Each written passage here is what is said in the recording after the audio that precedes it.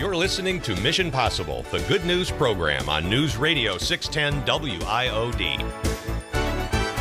Lian Navarro here, the Community Development Associate for the Miami Center. We have today with us Q, a self-publisher, author, and a mentor.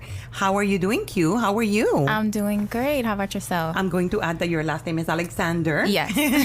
Because we're going to be talking about your book, and I really want our listeners to be able to find your book and find you. And I know you are one of our supporters. You're one of our Meals a Month and ambassadors. I mean, thank you so much for that. You're welcome. And before we say anything else, let me remind our listeners that for only $2.10 a meal, you can do like you can also be a sponsor for Meals a Month, and you can help us sponsor some of the meals that we serve. We serve about 1,300 meals daily. So thank you so much, Q, for being part of that. No and now let's talk about you. Tell me about that book. Oh, gosh. Okay, well, my book is called Dangerous Intentions, Mouthful of Lies. It's a nonfiction memoir, so it's based on some real-life stuff, real-life experiences, relationships that I went through, experienced some mental and emotional abuse. One was living a double life, so it's some real serious stuff, and the feedback has been great.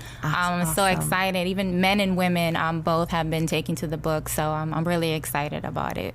Wow.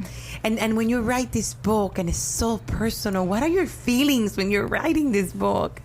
To be honest, writing is like healing for me. It's like therapy, I should say. So once I went through those experiences, I really kind of shut myself down, and I wrote it in less than a month. I wrote the book. Wow. It was the editing and all of that took longer, but I was so focused writing morning, noon, and night. Every time a thought would come to me, I would just focus. No TV, barely any phone. I was really, really focused to write this book, and not only as a healing process for me, but to help other people who may be going through similar experiences as well. And so many. I mean, you know that one of my things that I do here at the mission is actually help the women and children at the center through the Cover Girls, which I know you know about. Yes.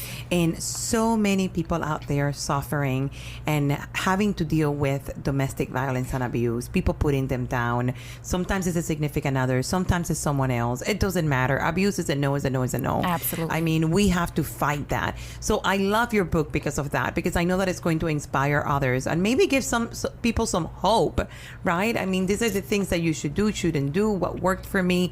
Tell me about that. It's definitely, I encourage anyone. I've had a lot of people come up to me and say, thank you so much. It was so brave of you to tell your story. It was so transparent, so vivid.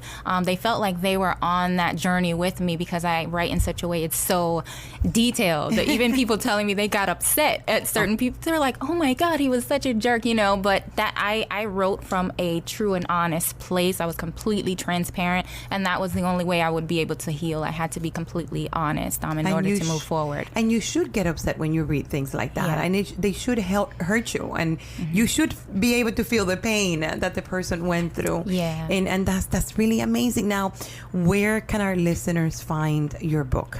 My book is available online worldwide. So you can go to Amazon.com, BarnesandNoble.com, Kobo.com, Google Play, Apple iBooks. It's available in print and ebook version. So the Kindle. Yes. Yes. Lately, I only read in the Kindle. I don't know. I'm a big fan of books, and lately all I'm reading is electronic stuff. Yeah. But I guess that's where we are, right? All the technology. Listen, I love it, and I can't, not only for me to read it, but maybe we can, and I know that I believe that we talked about this before, where maybe we can share it with some of the women at our center. Oh, yes, definitely. Some of the people that are coming fresh from having that kind of situation. I mean, and how do you live after having this kind of experience? How do you continue with your life? So important, right? Yeah. I definitely won't say that it's easy. For every person it's different. But once you get to that place of knowing that you're ready to move forward and you've had enough, it's such a freeing feeling. Yes, it is. But you have detach to be yourself. very brave also to Oh, yeah. to embrace the new future that you have ahead of you, and especially when you have children, which is most of the case of Absolutely. the cases of our in our center.